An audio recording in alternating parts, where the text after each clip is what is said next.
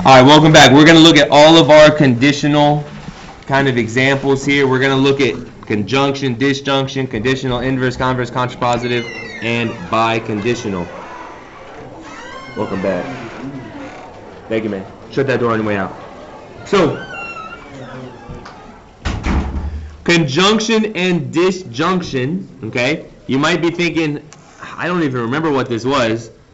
These are the nice, easy, and, oh, I accidentally put an A all the way across there. Come on, Mr. Collier, we're just getting started. Literally the first thing you put on the page. Don't put the line across. There we go. And or graphs, okay? This is what we talked about on Friday. This is the very first thing. The conjunction, they gotta be both true, okay? Remember, this is like the word and. This is like the word or.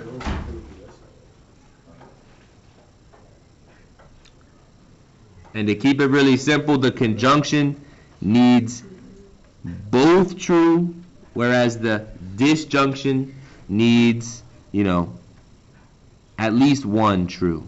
They could both be true. At least one true. That's a little messy, but you'll have to deal with it, I guess. I'll do a line across here to make it even more obvious. These are separate. Okay. We get an example here. I'm sure we're just sick of writing this stuff out the whole time. There's a balance of it because on the quiz, you're going to have to do some writing. At the same time, I don't want us to write a ton. If you look at the bottom, these are really short little statements, okay? So we won't be writing forever, okay? P and Q. Would you agree that vertical angles are congruent and that 15 is a prime number?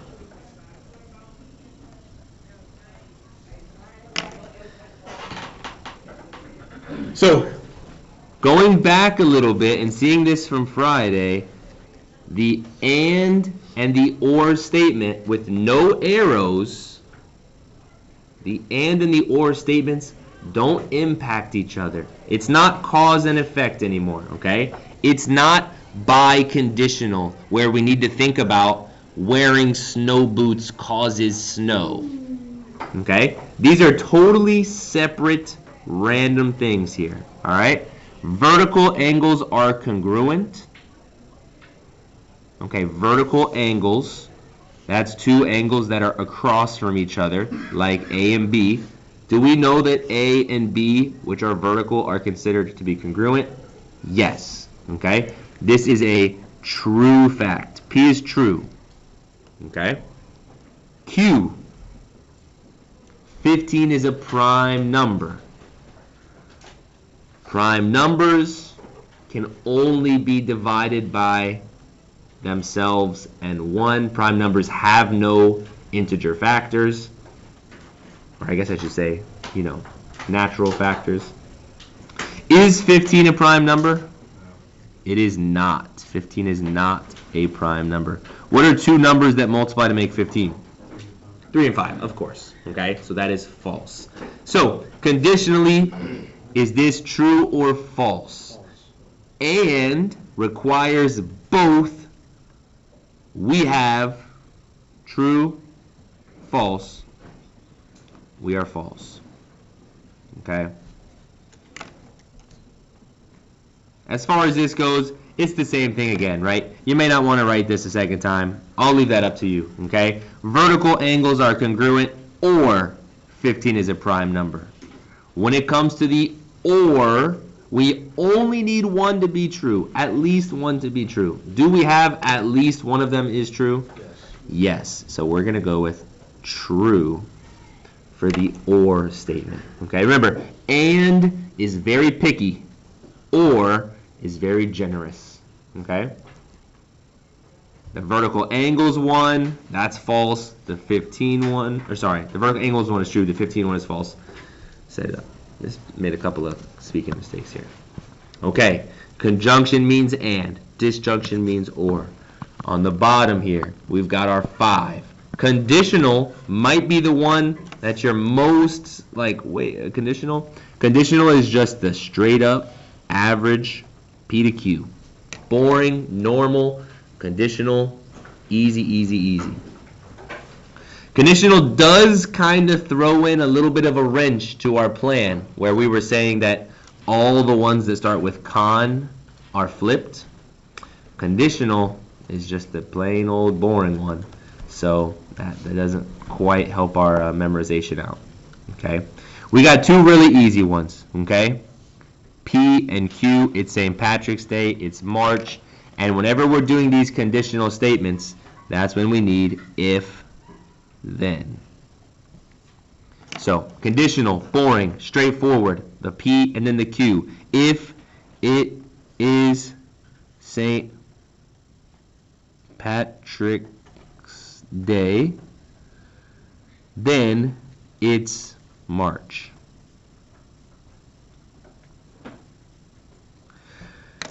Well, when is St. Patrick's Day? Anybody know? St. Patrick's Day is March 17th. So is it fair to say that if it's St. Patrick's Day, then it is March? I think that's fair to say. I think that's true.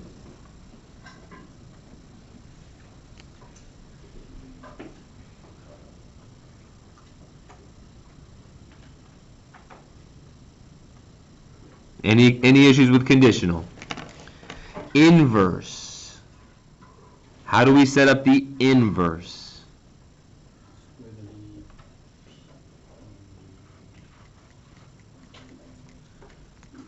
So we're not going to be doing any switching until we get to converse or contrapositive. What we're going to be doing is negating, right? Not P is implying not Q. That means we're going to need to take our statements and we're just going to need to make them the opposite. Most of the time we can just put a not in there, okay? So we still put the P first, but we need to slap a not in the middle of that sentence. It is not St. Patrick's Day. All right. If it is not St. Patty's Day,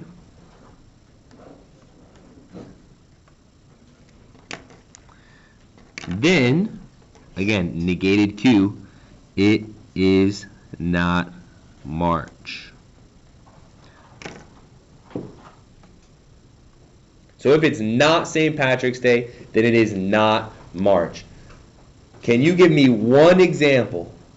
I only need one example of a day that proves this statement wrong. Sure, Halloween. So Halloween, it is not St. Patrick's Day, and it is not March. So that proves this true, right? Yes, it is not St. Patrick's Day. Yes, it is not March. Can anyone think of a day that would be false?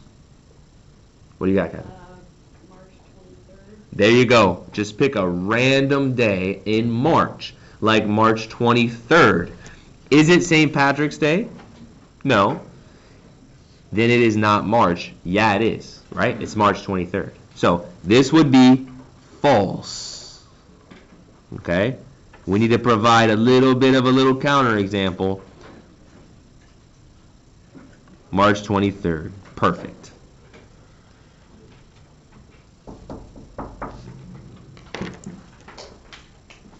All right, we're almost done. Again, this is a study guide. So this is one of the better things you can spend your time on. We've only got 3 more. Converse. Converse, which is like shoes, which is like flip-flops, which means flip-flop them around. Converse means switch the order, okay? Q is going to imply P. Maybe this makes sense, maybe this doesn't make sense, okay? just switch the order around. If it is March, then it is St. Patty's Day. Is that true? I mean, there are some people that party like it's true, but I agree with you. That is false. No backs. We're on another sheet of paper if you missed this whole thing. So as far as the converse goes, if it is March, it is St. Patrick's Day. Not true. Give me any counter example. We could use the 23rd again.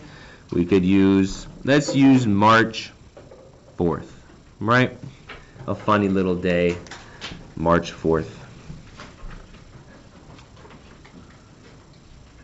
If it is March, it is St. Patrick's Day. Nuh-uh.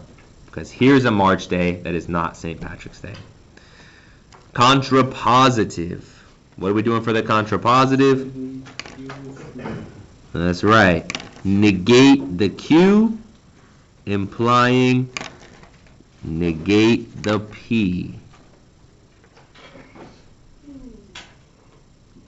Okay, we've got a lot of falses so far. Let's see how the contrapositive goes.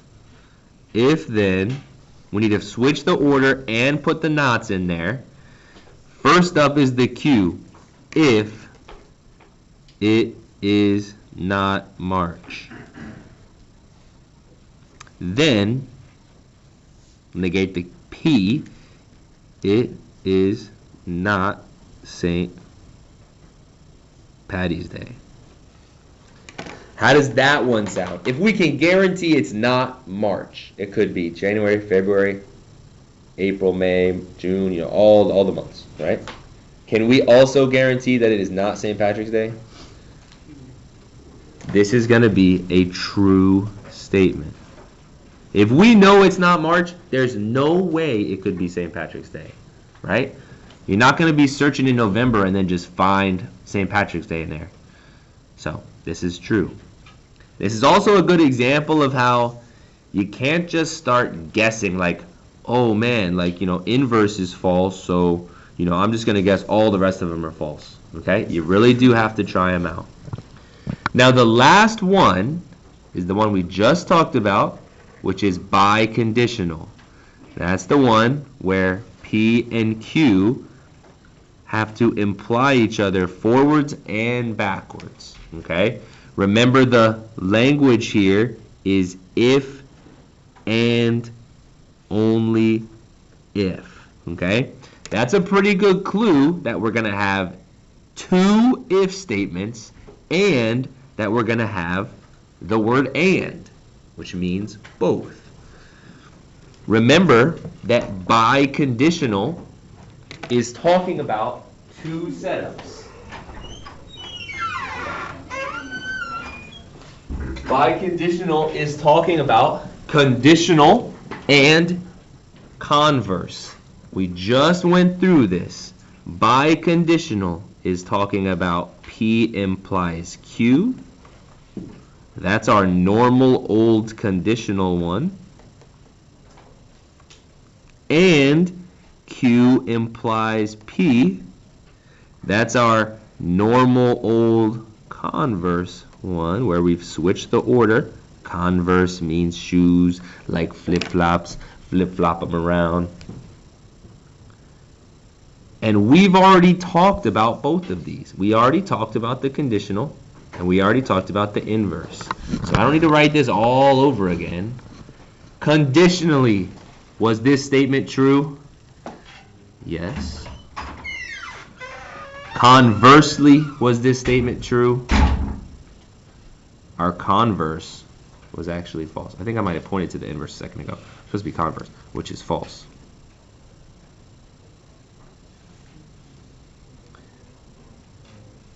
And so biconditional, which has the and statement, which is going to require both to be true, is failed. Biconditionally, this is false. It works conditionally. It fails inverse, fails converse. It passes contrapositive, Biconditional is looking at these two. Yes. All right, there is our, and I'll give you this in a second, Zay. Oh, I don't know if I can zoom out for the whole paper. There is our whole study guide. Most likely, I think, conjunction and disjunction are going to scare you the most, just because we haven't used these words very much. Conjunction means and, disjunction means or. All right, not too bad.